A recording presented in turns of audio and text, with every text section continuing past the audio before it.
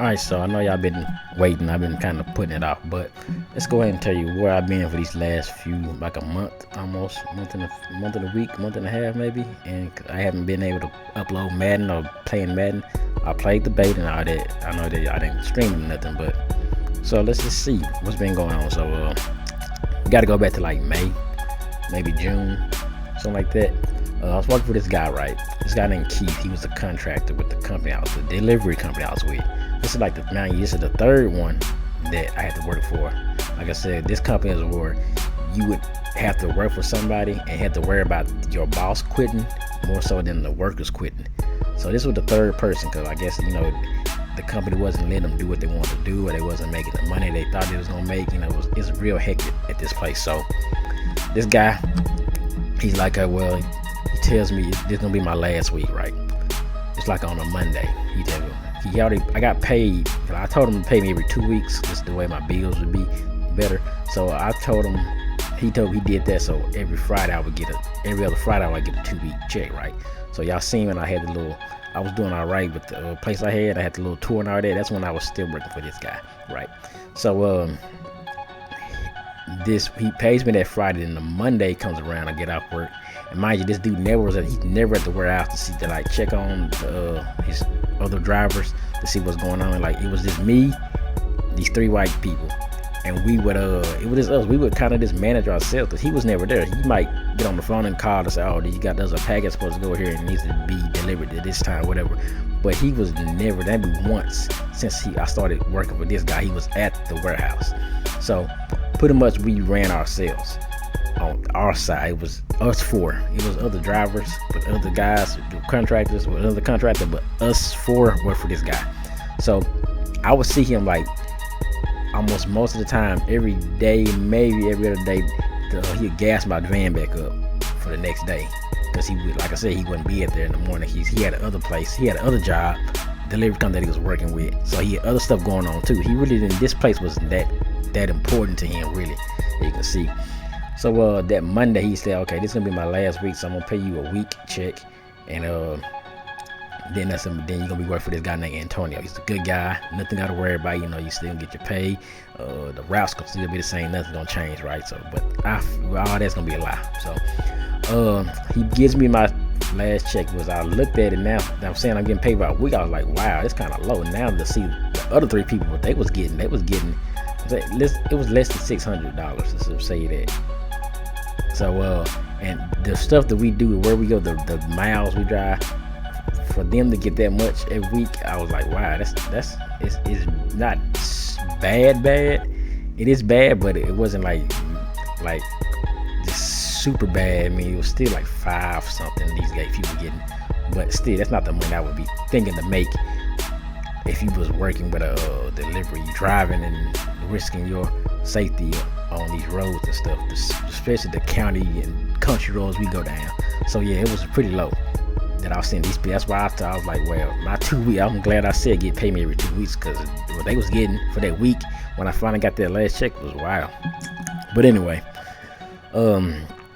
this guy Antonio comes in, takes over, and he has a meeting with. He comes in, and this guy, another guy, he's an hour away in Dallas, so he's not going to be at the warehouse at all.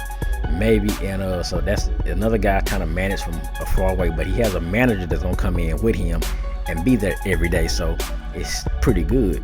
So I find out this manager named Trey was a guy I known for like 20 years. We went to church together, like when I was like 10, like since we was kids. We went to this, a lot of us went to this church, and we grew up at that church, and we've known each other since then. So I'm thinking like 20, 30 years, So I'm like, oh, you work this, you the manager? Like, yeah. Oh, what's up? I'm thinking, okay, it's gonna be cool, This dude, I know him. He knows me. We ain't been like cool. I ain't seen him in a while, but I know him. But so I'm like, okay, I don't think he would screw me over or nothing. But so they take over. The 3 white people that was on the route, like I said, the 3 white people. One name was Dude, the name was Will, and he had his sister work too. And they was cool. They was from Jersey. He had that Jersey. I mean, they was cool. Will knew from the jump. Damn, I'm not even finna deal with it. So that Monday when he's supposed to take over, Will didn't come in. He's like, yeah, I'm not material for this work, I'm not editorial material or whatever. That's what his sister was telling me. Yeah, he said he just not gonna come in. His sister was like, I don't know why. He just need to come in and just try him out to see how they work with him. But he was like, nah. He pretty much at the end of the day might be the smartest thing Will did. He might be the smartest person out the whole route, out of us 4. Now the sister, she sticked around 2 more days, and we'll see. I'll show you what happened to her in a minute. But there was another chick who would work with Keith, and I think Keith and her were kind of sleeping around because she was always getting done like 12 o'clock. Like we would stay down after like 6, 7 o'clock, but she was always doing like 10 stops to get done. And the sister, Will's sister, like I said, would question her one day, like, "Are you sleeping with him or something?" She was like, "Doesn't matter." And I was like, "Oh, okay, yeah, that's probably something. That's probably got something going on." So yeah. And apparently she was getting paid more. I think she was getting paid like $700 something a week or something like that, more than what she was paying the people they was paying weekly. You know, I was getting my 2 weeks, so it was kind of good, but still, she was getting just having whatever she wanted to do. But Antonio was like, "I'm not gonna pay you this much to do this many stops and get done this quick." And, you know, she had a problem with it. She's always, her and Trey had at it for the first day. She did take the stop. He only gave her like 3 extra stops, but she just she was so stuck on what Keith was letting her do that she was like, "I'm not gonna do it." So the second day she finally quit, right? So now it's just me and Will's sister. They run a U-Haul because Will's sister was driving some other van they had, because they didn't have that many vans. Now you're gonna figure out these dudes that had a lot of vans. He supposedly has like 20. He's told me in the meeting he had like, I got like 20 plus drivers all these routes. What Antonio said in the meeting. I'm like, okay, this guy got a lot of vans, apparently. But no, it's like they didn't have the money to get. They might have the money. They had the money to rent one U-Haul, but they didn't want to run another one. If the van broke down, they didn't have the money to run another one. So with that being said, the van breaks down for her, and she ends up quitting and leaving the van on the side of the road. And she tried to get the U-Haul back, but they put it in her name where they in the stuff, and it was in, so anything happened, it was gonna be her fault. Whatever, it was crazy how they did it. Put it in her name, and she couldn't get the van back, and nothing, and all that went out the window. So now it's just me, Trey, and Antonio had to come in and do some stuff. And they finally hired somebody else and stuff. But I ended up.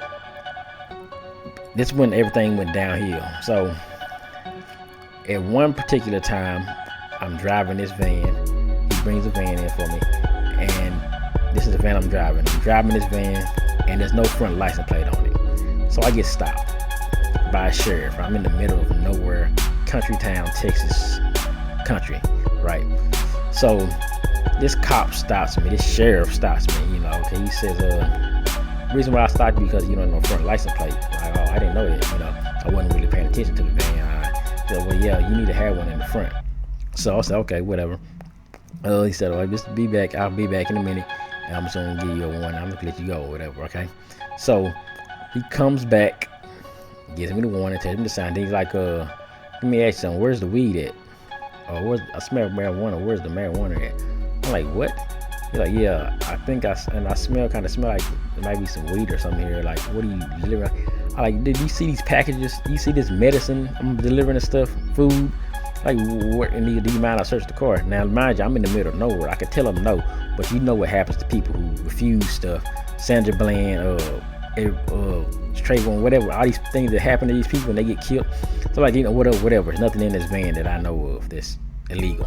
So I say, okay. He searches the van. He starts searching, looking through stuff. Now I ended up watching the body cam video when after I made a complaint to this guy, to the sheriff department. So apparently this dude drops his gun clip while he's searching. Right, he drops his clip, and he ends up looking and seeing a clip on the ground in the van while he's leaning through, looking through the packages and stuff. So he sees his own clip, thinking it's mine, and he's, oh shoot! I'm standing in there, mind you, I'm standing outside by his truck now, by his car. You can see me on the dash cam. I'm standing. He looks at that. He gets back out, and he turns to me with his gun, getting ready to pull his gun out. It's like, and he's like, where's the gun? And I'm like, oh shoot.